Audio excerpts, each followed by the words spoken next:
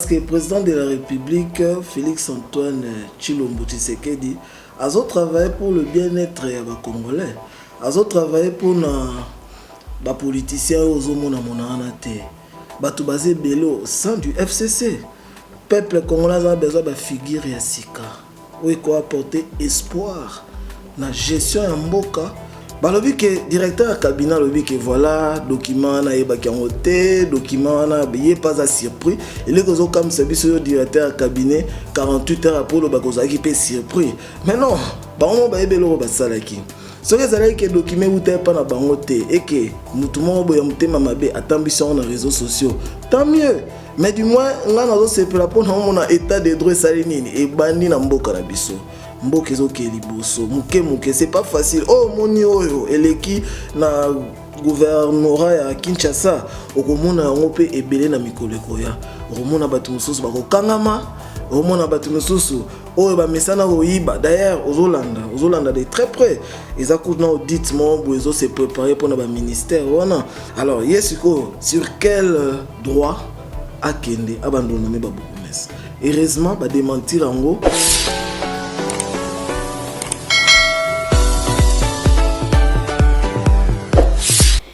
Mbote balandi émission na biso kabali solo na Folk Télévision. Merci na ndenge bo pesa biso confiance ya osela bino musala toza bongo na moko ya ba cadre ya INC ako se présenter boye ba yesu kazana ni to betel solo ya mboka surtout émission na biso de la coming mingi actualité politique mbote mo la mboka mbote oui bandeko ba Holanda yo ba kombo nani na INC ozanani. Merci beaucoup kombo na ngai Swal Mboues Bosli, naza membre cadre na Union pour la Nation congolaise.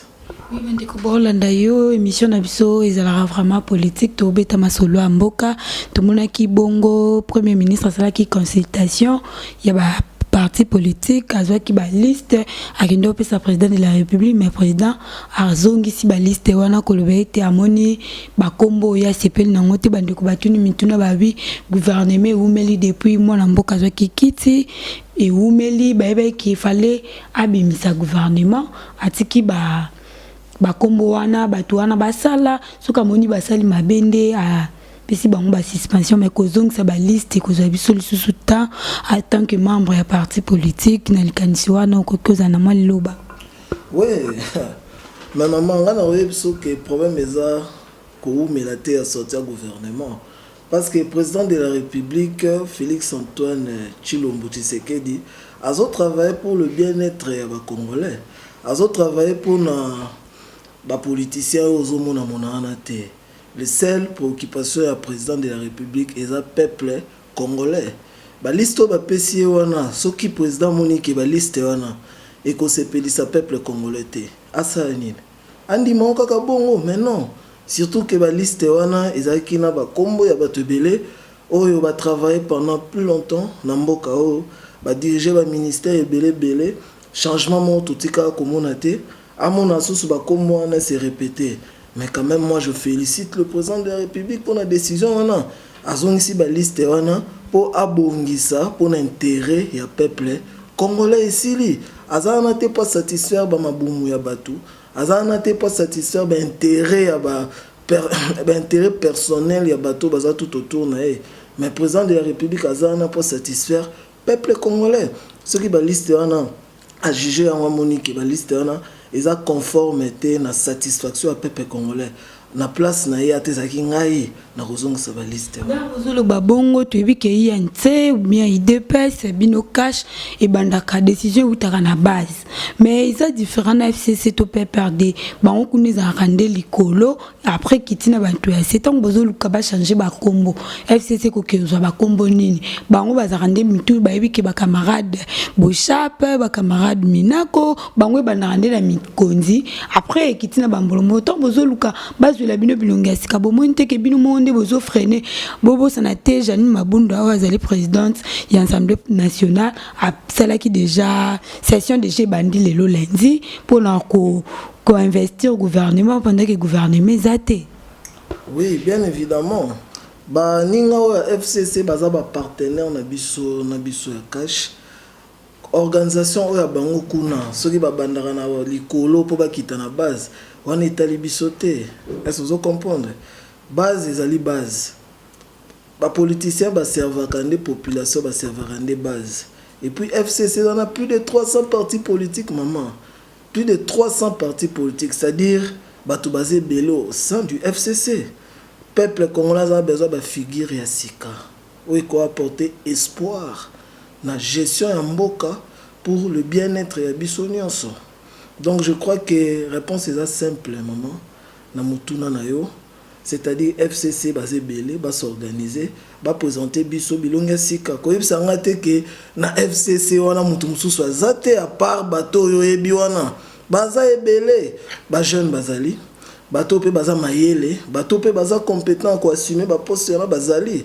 Et loko biso to nazo ngo besoin simple za bilongi ya sika po kamamboka na biso to za na posa ba bato basala déjà te wana to mona ba bilan na bango ezaka négatif bazonga lisusu po basala susu nini parce que so sali déjà 3 fois qui ministre OK ba changer OK bo sali changement deux aki mabe comme tout e ba changer ba tie bonga mona mboka Félix Tshisekedi dilem susu ba retravailler malam.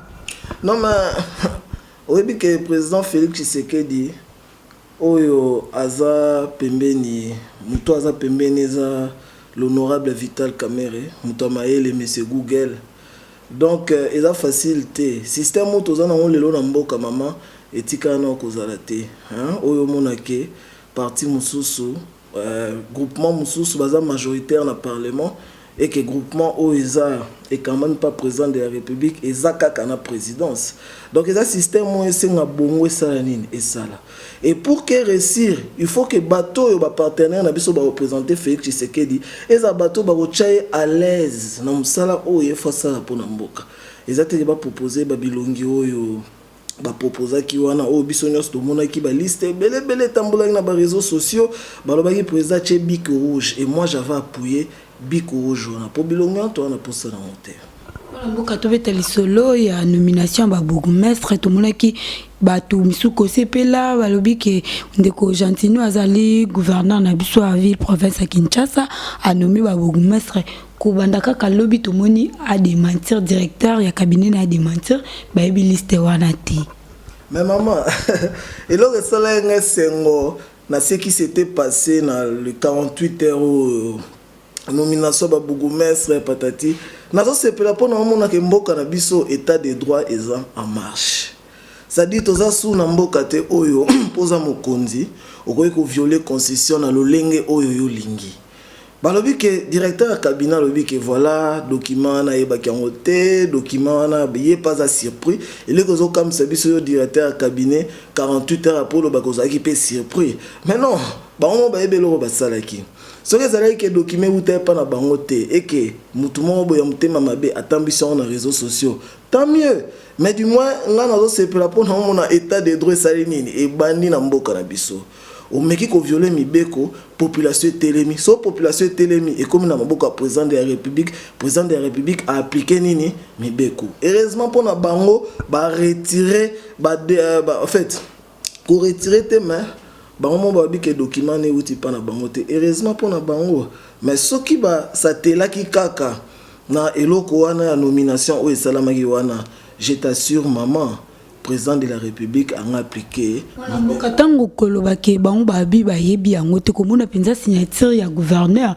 En plus, Matino esalamaki samedi na IDPS, secrétaire général ya IDPS koloba na bato ete yenda tindaki ba kombo ya ba cadre o ya IDPS ba bimba bourgmestre ko batu ya PPRD ko sepela ke bazui mais ye aya lobaki ayebite na signature ya mokonzi ya yomoko signé olobi oyebite bomonte ke bande ko la biso ya libanda mona vinzambo ka biso tambola na bulu yeke ndenge ba congolais kokamwa te yango nazo ebiseza ba sekel ya état de droit moi mboka oyo mesanaka na non respect ya mibeko batu ba mesanaka ba yebi ke soko violer no mibeko ba okipe ote atoza mokonzi okoyi ko nommer ndengo lingo violer constitution maintenant siko eza su bongo te changement o tozo zela yango ebandi c'est-à-dire mokonzi likolo soka sali kaka mbeba a violé constitution aebake président de la république azana poison senine à l'ordre mais oyo comme ça que sans que même président de la république a se prononcer les choses yango morezo zonga nini en ordre oyo secrétaire général olobi yango ya UDPS à Salaki ça n'engage que bango moi je m'exempte de tout commentaire na sujet wana. D'abord, on a mon les réseaux sociaux, nous avons présenté Batou. Pourquoi ça là parce que politique en haut, actualité en haut, nous de très près, nous à la lettre. Maintenant, tout ce qui se passe, maman, crois-moi, état de droit salinine et bandit. Mbokezo keliboso, muke, c'est pas facile. Oh, moni oyo, eleki na gouvernorat ya Kinshasa, okomona yango pe ebele na mikolo koya. Okomona batu mususu bako kangama.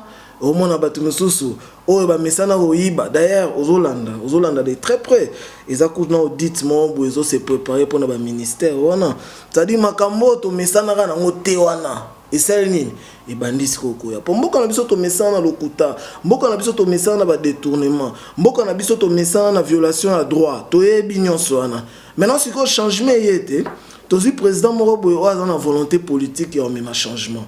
Tozi président Morobo a déterminé état de droit et un amboka. Ça dit yomoko, soko violer loi. Sans que va benga yomoko apporter changement. Yomoko changer kak. Il y a ce qui s'est passé dans Kinshasa. Moi j'ai été très déçu, nazaki très désolé. Et au monde que gouverneur ya ville à Kinshasa a violé constitution. L'article wana o ekamba kama kamboana économie ba bourgmestre. Oyebi ke tamboli na ba réseaux sociaux partout. Mutunya sosiko ayebi ke nani azana droit ya économie bourgmestre. Alors yesiko sur quel droit akende abandonner ba bourgmestre. Heureusement ba démentir en na directeur à cabinet nae alobi keza lokuta bango pe bazaki surpris 48 heures après bazaki surpris ba mona document na et que mutasala ki on ba okanga tant mieux mais pour ngai na mona déjà état des droits eza en marche et je suis fier de ça. Oui moi mboka tango zolo état des droits mais boye ba ki bandeko ya ngambo ya FCC balobi même ba ministre na bango soka salimbeba moi mboka Félix Tshisekedi akoyeko kolongola été tout copé cette suspension avant tout à tout donne permission à autorité morale na bango Joseph Kabila Kabange bozo mona te que leur gouvernement kobima et aux la somme po ngala sana yibi mais boko eko kanganga te fo bozo ngana kinga kati bosengi permission soki ba bibo kangande bokangi bozo s'assurer penza ke bokanga bomoni muto asali mabe bokangi pour bolobi état de droit zongi ko zala kana bino bato cash maman bao bauti kokanga yebi te ke ezaka bauti kokanga misusu ya kalami to landa information yebi oza journaliste bao bakanga maki wana bala tsenga permission président de la république azana epai ya kosenga permission te FCC cash accord et salamaki eyebani accord wana eza pona bonne gouvernance pona gestion mboka keliboso président de la république asenga permission pa nani Muto asali mbeba nazo yebisa ke za mibeko nde mutu eko condamné ye et président de la république étant que garant de la nation yaza na devoir wana ko faire respecter mibeko oza la ministre FCC oza la ministre ya côté cash soki obuki mibeko osali mbeba président de la république azana pona à se faire respecter loi wana. Moi, je suis très heureux, très content parce que normalement, on a un état de droit au président de la République à pionnier. Désormais, tu as surpris le ministre Belé Bakangama pour le détournement de fonds, pour la violation de Mibeko, aussi et moi. Et puis, le président de la République a reçu la permission. Non, c'est lui le garant de la nation. À la place, mon côté, à qui que ce soit permission. Joseph Kabila, que je respecte, c'est notre partenaire, à l'autorité morale à FCC, à gérer bateau FCC, na façon à gérer na Kingakat. Mais ça n'a rien à voir na Marambu Yamboka, na ba responsabilité zongeli mokonzi Yamboka. Est-ce que vous comprenez? Mokonzi Yamboka zana pour appliquer Mibeko, rien que Mibeko. Oza la ministre FCC, oza la ministre Cash, Sokyo Salimbeba, président de la République a appliqué rien que Mibeko. Donc, il y a un Sabatouana, il y a Mibeko, rien d'autre. Matondi mingi mwana mboka ezalaki ka mpona poser quelques questions oyo esali vraiment actualité o répondre biso mwa liloba ya suka te mpo eza lelo nde toye toyebi ke soki bandeko babengi biso batindi biso mpa na yo tokozala wana mpona poser baquestion mwa liloba surtout na bandeko ya diaspora baza libanda ti sikoyo bazocomprendre te misusu bazoloba mboka yango ezaka lokola kabila aza nanu bozomona te eloko échange te bazoyeba te biso bato oza na kati tozoyebisa bango kabila asakenda botuna badefa o botuna bakatumbi me balingi kondima te bakomi kukobenga biso apparemment bokomi lokwa bajournaliste ya majorité journaliste azalaka na couleur te bino bacadre ya baparti politique nde bokoexplike bango bien ndenge mboka ezotambola mwa liloba mpona bango. Non mais liloba ezaka moko basala confiance na président de la République Félix Antoine Tshilombo Tshisekedi azali président ou aza na volonté politique baseke les ali bolanda qui interview ya directeur à cabinet l'honorable Vital Kamerhe. Je suis sûr après ça qui va détailler nyonso sur programme en 100 jours sur ba question nyonso o bato balobara wana l'honorable Vital Kamerhe a fait un éclaircissement sur ce point. Mboke zui pena décollage o euta koleka si nomination ba bourgmestre eza ba tentative à violation alors même binomo bomoni na état de droit erbo meki binomo bo corriger sans que mutu a benga binoto asima binomo bo corriger donc mboke zo kende pena liboso toza la biso nyonso na sima ya président de la République to accompagner vision nae totonga ekolo le peuple congolais lo kaza na besoin ezaka moko ezamboka na biso ekende liboso et avec Félix Tshisekedi na Vital Kamerhe naza sûr et certain za pena vitamine to bengi fachi vite oyo bando zanga pour na mboka na biso ekende liboso. Merci beaucoup. Merci bala mboka wani za kibongo moko ya bakadre ya INC na kombo ya Bosli de place toko succès émission na biso pourquoi pas to pesa merci na ba o baza toujours kolanda biso de près na Fork Télévision Amobos tutu kadiata babi yenda zo sala po biso to zala pourquoi pas na cameraman Audrey Balobi misapi na ende sala biso to koma na bandako na bino na monteur de merci ndombasi pourquoi pas na Guilain Push depuis Paris na hérité fikipo boza tellement belé msuto tanga ba kombote da singomba na kora lisanga mobimba tomoni bongo bola tomoni coach junior tomoni bongo gigi boza tellement ebelé pourquoi pas na mama Doudou Boy balobi ministre ya santé assure il a toujours ba nomination merci na bino oyo boza toujours kopesa biso ba chance ya kolanda kofinga za na musala bino bo misana ba o baza ba mal éduqué ya kofinga mais ba o ba encourage ka biso. Merci, à la prochaine.